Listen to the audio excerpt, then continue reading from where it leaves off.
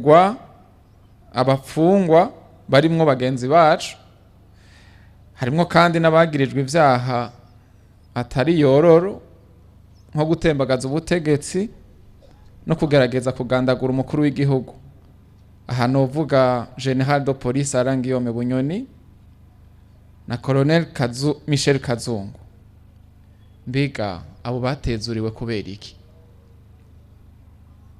Namba batezuriwe ku mvo z'amagara, abandi nka muganga Christophe Sahabo na Christian Butoyi avuga ko agwaye mu mutwe akaba yagirijwe kugandagura ababikira b'abataliyano, abo nabo ivyabo bizogenda gute?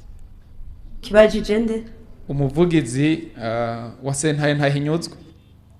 Tukiri kuri ivyo bijanye n'ubwicanyi bw'ababikira, ko mu Butaliyano buguruye dosiye bagafata n'uwitwa Guillaume Harushimana, muri ko mukorana gute kugira ukuri kumenyekane kuri ubwo bwicanyi bwabereye ku butaka bw'u Burundi?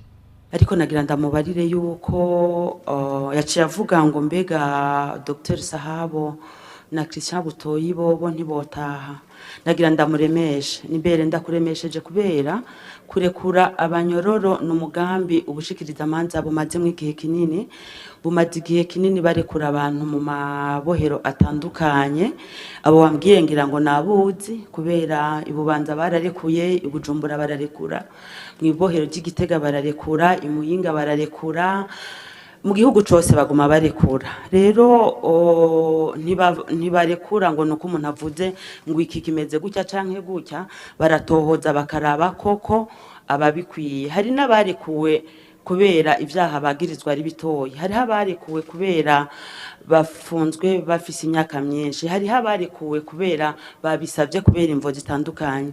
Rero ndamuremesheje n'abayavuze ubushikiriza amanza nibwo abashikira bakabona koko ivyo bavuga nivyo, nta kabuza bazobarekura kugira nabo batezurirwe, na cane cane yuko uye ubushikiriza amanza ico buriko burakora ari ukurekura abashobora gutaha kugira ngo batezurira amabohero afise ibiharuro vyinshi.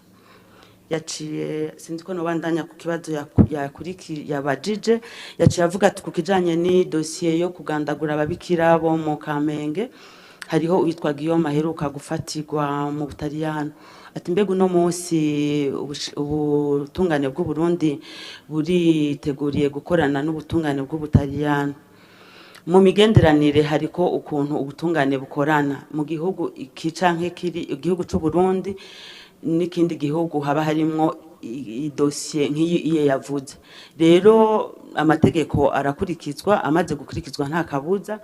Mu gihugu c'u Burundi nta kudahana ivyaha kirimwo, iyo icaha kigaragaye kiratohozwa hama kigahanwa. Rero bazoca baraba uko izo manza zitohozwa hama zikaburanishwa, hama leta y'Ubutaliyano icivugana n'u Burundi kugira ngo ijya dosiye ibandanye. Murakoze. Cyambere leta ya Tanzania yarafashe ingingo yo kugara amakambi y'impunzi z'abarundi zigategereza gutahuka hatarenze impera z'ukwezi kwa gatatu, izindi nazo impera y'ukwezi kwa ruheshi. Mbega leta ya Tanzania mwumvikanye iki? Mukibajije nde? Umuvugizi w'ubushikiranganje bw'intwaro hagati mu gihugu, iterambere rusange n'umutekano. Hoba harabaye inama y'ayo mareta abiri kugira ngo abo barundi ntibahave birukanwa ku nguvu? Ico kiringo ni carenga, bizoca bigenda gute? Mu kwezi kwa 11 ku mwaka uheze ku magenekerezo ya 2026 gushika ku 2028 harabaye inama y'inyabutatu yabereye i Dar es Salaam mu gihugu ca Tanzania. Iyo nama yahuza abegwa n'izo mpunzi aribo igihugu c'u Burundi, igihugu ca Tanzania n'ishira hamwe HCR rijejwe ivy'impunzi kw'isi yose.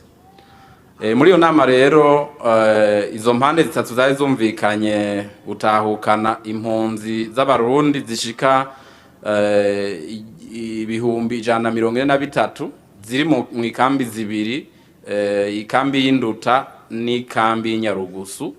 Bumvikana yuko bazoba batahukanywe mu Burundi bose kugira ngo ikambi y'induta ibe yugawe itariki 31 z'ukwezi kwa gatatu, hanyuma ikambi y'Inyarugusu nayo ibe yugawe itariki 30 z'ukwezi kwa gatandatu kuza. Rero bari bumvikanye yuko kundwi bazoza mu Burundi turakira impunzi zishika ku bihumbi 3.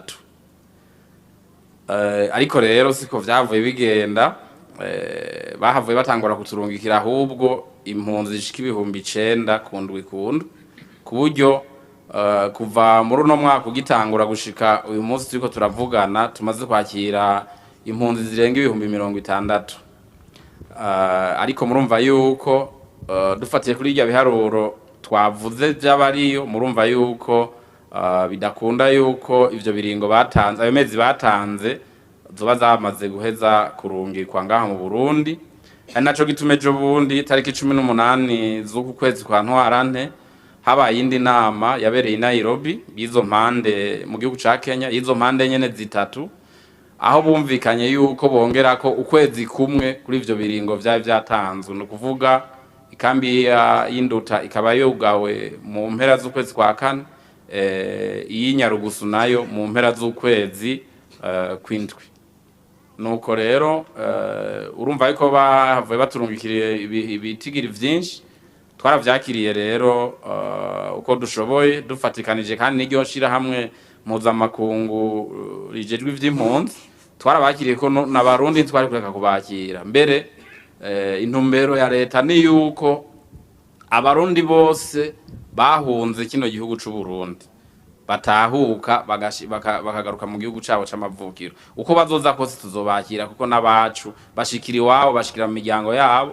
Ntidushaka kuvuga ngo nditworeka kubakira ngo kwere bariko baza ari benshi. Oya, kuko abazi ubu duca tubajana mu mihana y'iwabo. Imihana y'iwabo iracahari, bashikira mu miryango.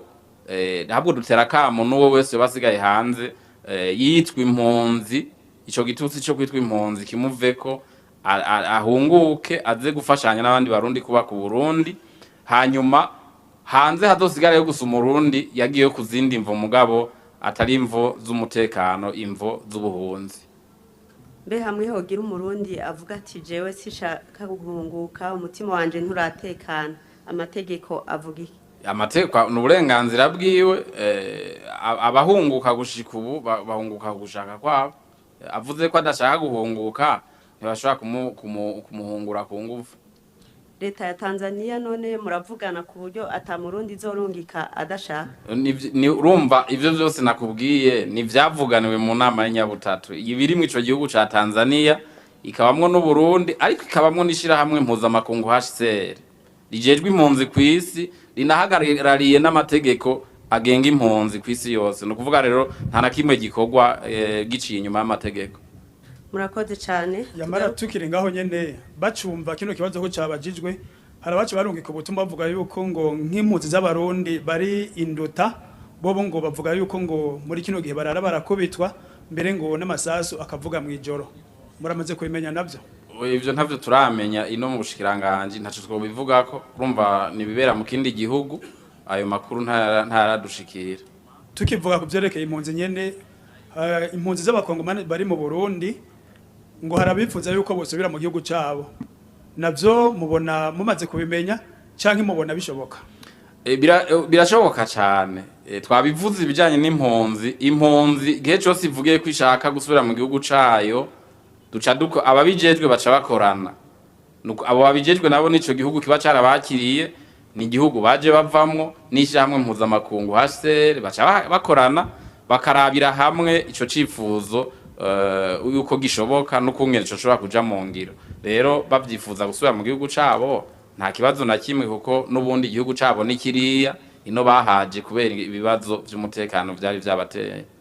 Umukuru w'igihugu yaremeshereje ku mugwa mukuru wa komine Muramvya mu ntara ya Gitega mu mpera z'ukwezi kwa Kigarama umwaka w'ibihumbi 2026, yamenyesheje ko ibijanye n'ishigwa mu ngiro rya politike y'imishahara, politike salariale mu rurimi rw'igifaransa, mu mashirahamwe agengwa n'amategeko yiharije bisa n'ivyarangiye. Yanagiriye ko amenyesha ko nk'ibijanye na RTNB vyovyo vyamaze kurangira. ariko muri televiziyo nkuru y'igihugu haraheze amezi 3 umukuru w'igihugu atangaje ivyo bintu nta gishasha abakozi barabona. Mbega uno munsi umuntu yovuga ko umukuru w'igihugu yahawe amakuru atariyo, vyankiye he? Ubu bo kwitega iki? Kuri ico kibazo nyene umushikiranganje ajeje ikigega ca leta yari yatangaje ko uburyo bugenewe gukora ico gikorwa buhari bwategekanijwe mu mafaranga akoreshwa uno mwaka. Mbega ayo mahera ko yari yarategekanijwe, abo bakozi hamwe vyoja mu ngiro bazorenganurwa? Ikintu ca mbere nohera ko nuko batahura yuko ari ikibazo cari gihambaye cane, kandi nuko igihambaye ari naco gituma vyatwaye umwanya munini kugira ngo baharure bitonze bivanye n'uburemere bwacu, ariko kandi baraba n'ibintu byinshi kugira ngo abo bakozi bo muri ayo mashirahamwe bashobore gutunganirwa. Mu kwezi kwa Kigarama rero imigwi bijejwe yari yaharuye yahejeje, kuko n'imigwi itandukanye vyaraharuriwe mu bushikiranganje bijejwe, biraharurirwa mu biro vy'umushikiranganje wa mbere, eka barakora umwanya utari muto, ariko muvyibuke yuko hagiye harabamwo udukosa tumwe twava no muri ayo mashirahamwe mu biharuro boba batitondeye neza, vyagiye birafata umwanya rero. Ariko mu kwezi kwa Kigarama nkuko Sebarundi yabishikirije, iyo migwi y'abahinga yari isa niyahejeje guharura. Barahejeje rero barashikiriza ico cegeranyo nyene icubahiro umukuru w'igihugu cacu c'u Burundi, kugira ngo nawe ahezagire asubiremwo arabe yuko bitunganye kandi bibereye. Ico twobabwira rero nuko inyuma ya kiya kiganiro, ni kuvuga mu ntango z'uno mwaka, Sebarundi yarasubiye yarabiravye, ariko harabonekamwo agatosi gatoyi kasabwe yuko akoranya uwo mugwi kugira ngo ushobore gutosora neza, ariko uwo mugwi nawo ukaba waragiye urakorana amaguru masha. Mbere mu ntango za kuno kwezi kwa gatatu warakoranye n'umugwi urimwo ababo mu bushikiranganje bwa mbere, ubushikiranganje bijejwe, eka n'abahanuzi mu biro vy'umukuru w'igihugu. Murumva rero yuko ari igikorwa co gutosora cabaye muri kuno kwezi, nabo bakaba baherutse gushikiriza Sebarundi novuga nti icegeranyo gitosoye.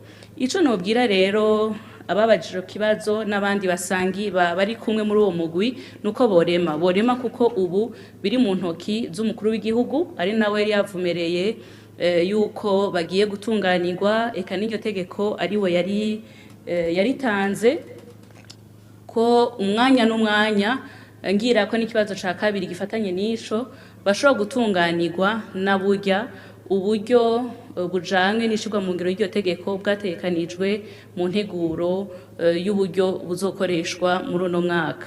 Borema rero bagatenyenya gatoyi, kuko Sebarundi sonzo tuzi yuko atayaga amasigara cicaro, kandi yuko biri no ku musozo. Abo bantu ko ayo mahera yari yategekanijwe kuva umwaka ugitangura, twabajije tuti bazorenganurwa?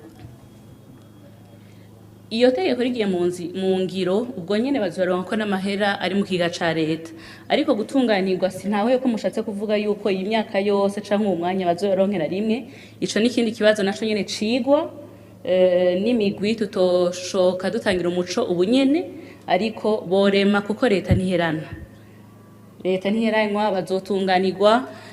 Ntawovuga ati ubwo nyene mu mezi 3 mu mwaka umwe, kuko bisaba kwigwa n'abahinga babijejwe, ariko bareme yuko umwanya n'umwanya ubwo buryo butangura kubashikira, kuko biri mu nteguro y'ikigega y'uburyo bukoreshwa na leta y'u Burundi. Twavuga tuti iki kibazo ayo mahera yateguwe umwaka wose kuri abo bakozi, ariko biraboneka ko vyacerewe gutangura. Tubaza tuti mbega ayo mahera bazoyatunganirizwa kuri ayo mezi yose 12 agenewe umwaka w'amafaranga? Nsubiramwo inyishu nari ntanze, ni kibazo tutoshi kwishura ubunyene, kuko bisaba yuko biga abajejwe ikigega ca leta. Murazi yuko integuro isanzwe itunganywa uko amezi 3 ageye, birategurwa ku kwezi uburyo busohoka amezi 3, ivyo twita planification trimestrielle. turavye kurya ibikorwa n'uburyo bijana bisanzwe bitegurwa na leta y'u Burundi. Kuvuga rero yuko uburyo bwari buteguwe mu mwaka wose buca butangwa mu gice kimwe ntawogira ko avyemeza, ariko ico nzi co nuko ubwo buryo bubagenewe buzoruhukira kubashikira batenyenye, kuko bisanzwe biri mu vyo Sebarundi yavumereye kandi nkuko nabivuze atayagabiri.